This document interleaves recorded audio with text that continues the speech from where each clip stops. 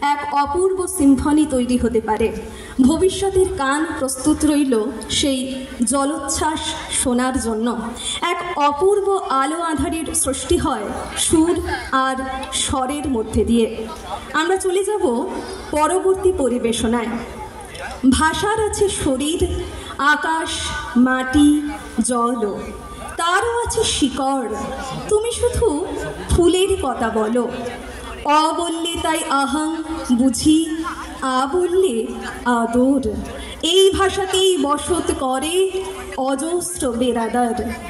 এই ভাষাতেই ডাকছি কাছে, ভাতের কাছে এসো।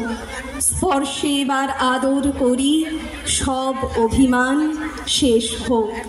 এই একমাত্র মাতৃভাষা বাংলার জন্যই বোধহয় রক্ত ঝরাতে হয়েছিল, যুদ্ধ করতে হয়েছিল।